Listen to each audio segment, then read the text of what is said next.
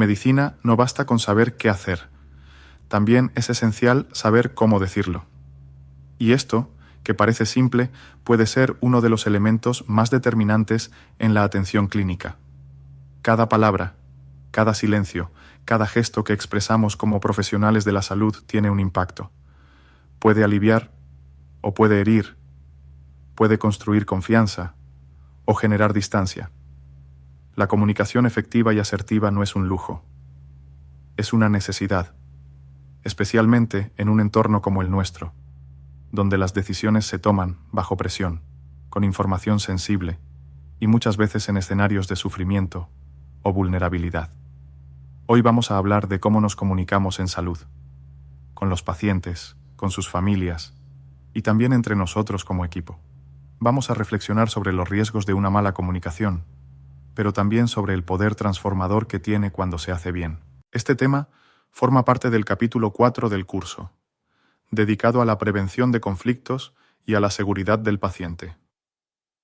Y está pensado para ser más que teoría. Busca hacernos conscientes de que comunicar bien también es cuidar, también es sanar, y también es protegernos como profesionales. La medicina no se practica en el vacío. Cada decisión clínica se construye a partir del diálogo, del intercambio entre profesionales, pacientes y familiares. Y cuando ese diálogo falla, los riesgos aumentan. Se malinterpretan síntomas, se omiten datos relevantes, se toma una decisión sin la información completa, o peor aún, sin que el paciente la haya comprendido. A veces creemos que lo importante es lo que hacemos, pero olvidamos que cómo lo explicamos también tiene consecuencias. Una comunicación clara y empática puede marcar la diferencia. Mejora la adherencia al tratamiento, reduce la posibilidad de conflictos o reclamos, y permite que las decisiones se tomen en conjunto, respetando los valores de quien las vivirá. ¿Y si no se comunica bien? Lo que debió ser una decisión compartida se vuelve una imposición. Lo que pudo ser un consentimiento informado se convierte en un papel sin sentido. Lo que parecía un desacuerdo médico se transforma en una demanda legal. Por eso, en salud, la palabra es tan importante como el procedimiento, y cada conversación clínica es una oportunidad para cuidar o para romper la confianza. Hablar no es lo mismo que comunicar. Y en salud, eso se nota aún más. La comunicación efectiva no consiste solo en decir cosas. Consiste en asegurarse de que el mensaje llegue con claridad, sea comprendido, y genere la confianza necesaria para actuar juntos. Implica escuchar activamente, sin interrumpir, sin asumir, sin juzgar. Usar un lenguaje claro, adaptado al nivel de comprensión del paciente. Verificar que lo que dijimos realmente fue entendido. Y estar atentos al contexto emocional de quien está frente a nosotros. Porque incluso si las palabras son correctas, si el paciente está confundido, en shock o angustiado, no va a poder procesarlas si no lo acompañamos emocionalmente. Y también importa cómo decimos las cosas. No es lo mismo decir, hay que hacerle un TAC para descartar una hemorragia subaracnoidea, que decir, vamos a hacer un estudio para revisar si hay algún sangrado en su cerebro y actuar lo más pronto posible. Una buena comunicación no es solo hablar bien, es conectar con el otro. Y eso requiere claridad, sí, pero también sensibilidad. La asertividad es una habilidad fundamental en el entorno clínico. Es la capacidad de expresar lo que pensamos, sentimos o decidimos de forma clara, directa y respetuosa. Y en medicina, eso puede marcar la diferencia entre resolver un conflicto o escalarlo. Ser asertivo no es lo mismo que ser agresivo. Tampoco es ser sumiso o evitar los temas difíciles. Es saber decir lo necesario, sin herir y sin callar lo importante. Decir la verdad, pero con humanidad. Para entenderlo mejor, pensemos en esta historia. Un rey soñó que todos sus dientes se le caían. Preocupado, pidió a dos sabios que interpretaran el sueño. El primero dijo, «Majestad, lo lamento. Este sueño significa que todos sus seres queridos morirán antes que usted». El rey, enfurecido, lo mandó encarcelar. El segundo sabio, con más tacto, le dijo: Majestad, su sueño significa que usted tendrá una vida muy larga, más que todos los que ama. Era exactamente el mismo mensaje, pero uno lo dijo con dureza, el otro con asertividad. En medicina sucede todo el tiempo. El mismo diagnóstico puede expresarse con brusquedad o con compasión. Veamos un ejemplo clínico breve. Un paciente pide un medicamento que no está indicado. Un médico dice: eso que quiere no sirve para nada y no se lo voy a recetar. Otro dice: entiendo su inquietud, pero ese tratamiento no es seguro ni adecuado para su caso. Vamos a revisar otras opciones que sí pueden ayudarle. Ambos médicos dicen lo mismo. No van a recetar lo que el paciente pide. Pero solo uno lo hace con asertividad, con firmeza, sin agresión y con respeto. Ser asertivo nos ayuda a establecer límites, a dar malas noticias con dignidad y a reconocer errores sin justificarlos. Es una herramienta ética y también es una forma de autocuidado, para protegernos sin deshumanizarnos.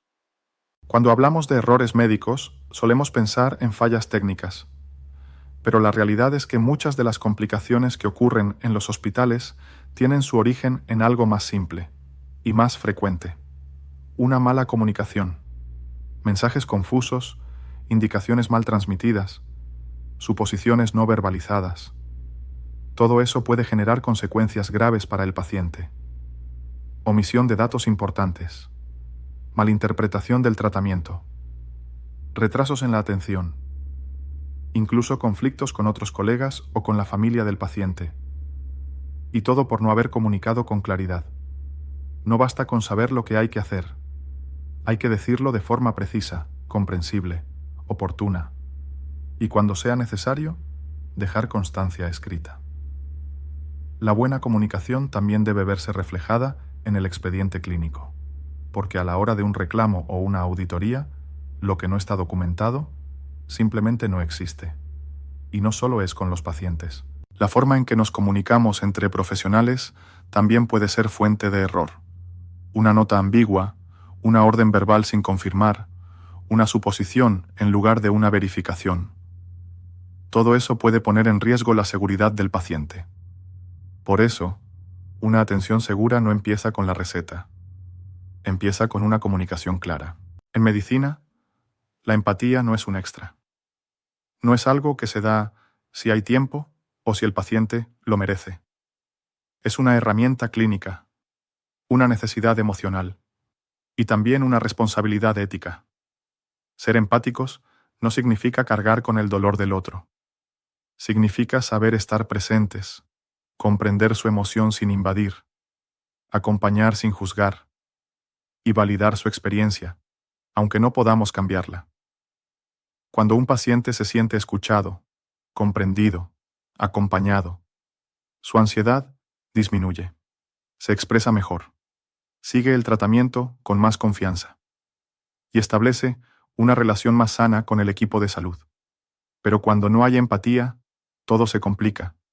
El paciente se retrae, se pone a la defensiva o deja de confiar. Y eso también puede afectar el curso clínico. Mostrar empatía es mirar al paciente a los ojos. Es detenerse un momento antes de entrar a una habitación difícil. Es cambiar el tono de voz, aunque el día haya sido largo. Es decir, entiendo que esto sea difícil, antes de explicar una mala noticia. Pensemos en un ejemplo clínico sencillo.